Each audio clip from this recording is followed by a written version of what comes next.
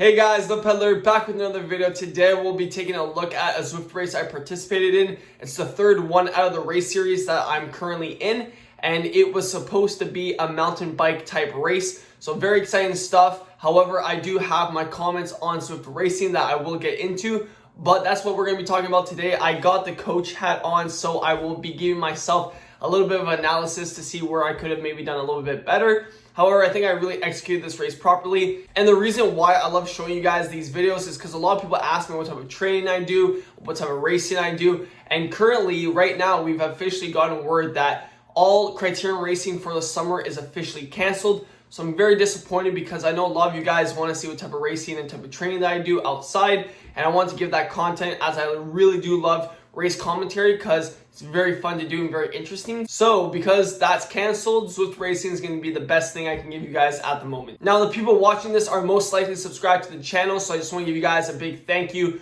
You really do encourage me to make the content that I do, and I hope you guys do enjoy this little analysis that I'm going to give you guys. I hope it's insightful and hopefully you learn something from Zwift Racing or just from how to pace efforts, because this all ties back into training. So as we wait for the race to start, I'll just share my quick thoughts on Zwift Racing. Now, the one thing I'm just going to get off my chest is that when you don't have everyone having a smart trainer that's at least direct drive, because there's smart trainers that are fluid trainer, meaning the rear wheel goes onto the roller and it still gives resistance. So it's not a totally fluid trainer where it's speed and cadence. It actually has a built-in motor that does sometimes 6% gradient. But the thing about that is that's not as accurate as a direct drive trainer. So that can really mess up the skew of racing on Zwift, because if people are on different units for the smart trainer, it can mess up the whole resistance where people are pushing 255 watts for the whole entire race and you're pushing 300 watts, but yet you still lose. And on every climb, they're at the front pushing more watts per kilos, but you're not, and then you have to surge more. I don't like it. I don't enjoy it. I already talked about this in my last video about the weight situation. The accuracy there, you can't really prove that too. So when you take in consideration trainers cannot be accurate, weight cannot be accurate, it kind of doesn't make the whole vibe of Zwift Racing that interesting or that exciting, since there's a lot of variables that you're not in control of, or of your competitors that you don't know. So, I kind of don't enjoy it for that reason. So I usually look at these races now, where before I was kind of excited, now I just look at it as a really good workout. So, for me, getting a good workout in is probably top priority. So I don't really care about placement really anymore with these races. It's more just seeing how good the workout can be. And this one was a really good workout. I'll tell you why. So we're going to watch the start, we're going to watch the middle, we're going to watch the end. We're going to keep this really concise because I don't want these videos to drag on anymore. Like I said, if I was really interested in Zwift Racing, I would, but because of the things I just said, I just don't find it that interesting, but there's a lot you can still learn from. So this is a mountain bike type race, which was pretty interesting, and it was relatively flat, so I knew that I was going to have a really good time.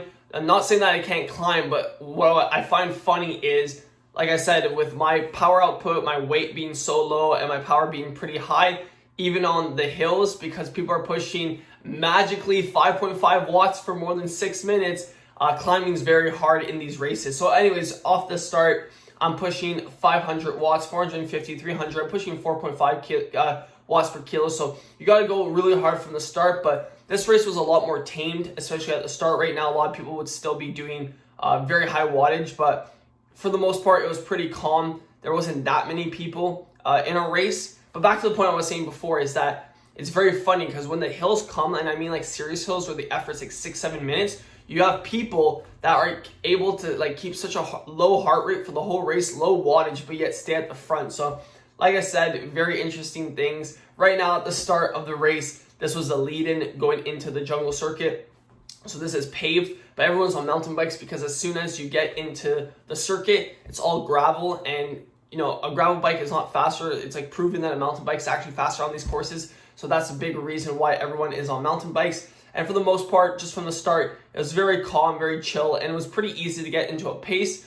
And then we're going to move on halfway and just show you guys where I think the hill is pretty interesting. There was 4 laps of these. So pretty fun race to start off. I like how the pace wasn't insanely high, but still, I'm saying that, but we're still pushing 5.6 watts per kilo. So I'm saying 300 plus watts is not insane, which it isn't, but like my heart rate's 160, so it's only 175. I'm on the limit, but still pretty tough stuff, like 416, 400 watts. So this is what I'm talking about right here, guys, is that you have people on the front pushing 5 watts per kilo, and I'm pretty much, you can see my heart rate going up in the left-hand corner to 170, and I'm pushing 5.7 just to close down gaps, just to stay with the lead people, which I'm not trying to say anything because I can't. So here I'm on the front just because the effort pushes me to the front, but I shouldn't have to be pushing 5.1 watts per kilogram. Like that's like the average what we're pushing up these hills, 4.4, 4.5, when specifically in the race category, B category, it's I think 3.2 to 3.9 watts per kilogram. So it's just funny how all these people in B are claiming such a high wattage. Then again, I'm not complaining. I think near the end of this, I should be going up to A, the A category. But right now it's just, I'm pushing 5.7 just to stay on people's wheels. So you can see how hard the pace is.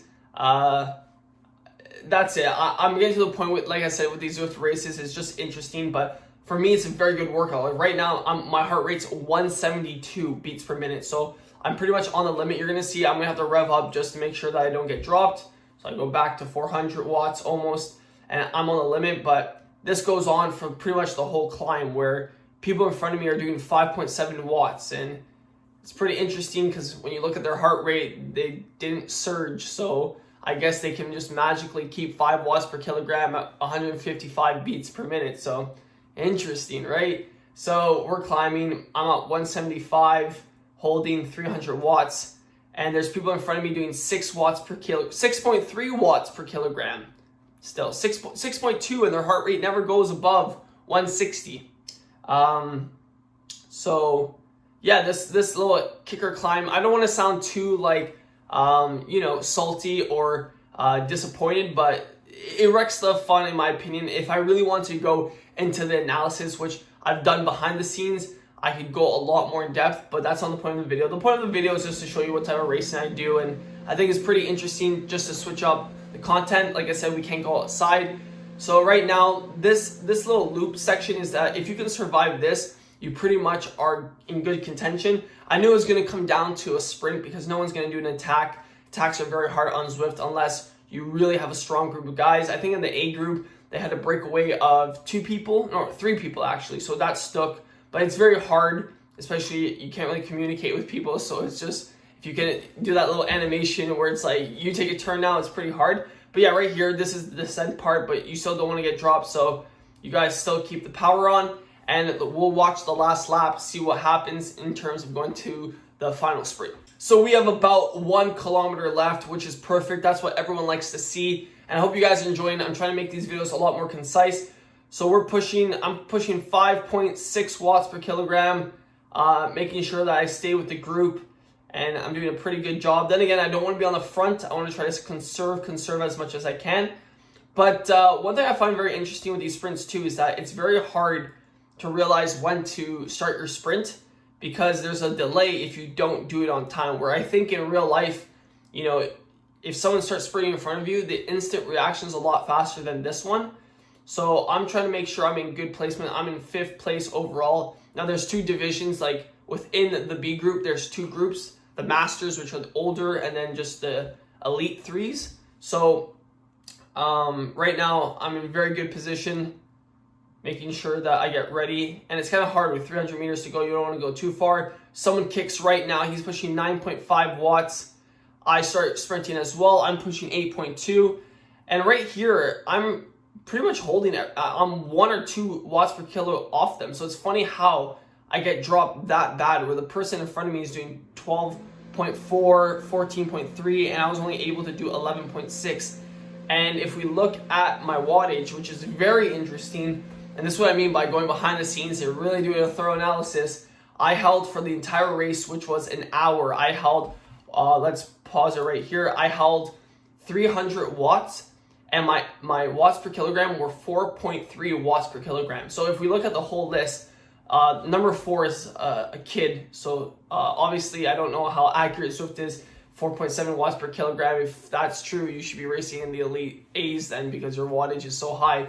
But in terms of everything else, in terms of watts per kilogram, I had the highest watts per kilogram. So very interesting stuff here. And this is what I find funny too, guys, is where if we look at 5th place, the average heart rate of being 170 is very accurate. I do find for this race, your average heart rate should have been pretty high. It should have been around like 165 or higher, right? So when I start seeing 160, like low 60s, or even 155, like that's very interesting to me. Then again, I'm not saying anything. I'm just making a comment on what I visually see, and I can't have an opinion. So I just find that interesting, because I feel like I'm riding, 500, 600 kilometers a week. So it's not like I'm untrained. I don't ride. Like, I ride a lot. So, for the effort for this race, for the majority of all the races I've done, your heart rate stays around 165, if not higher. So,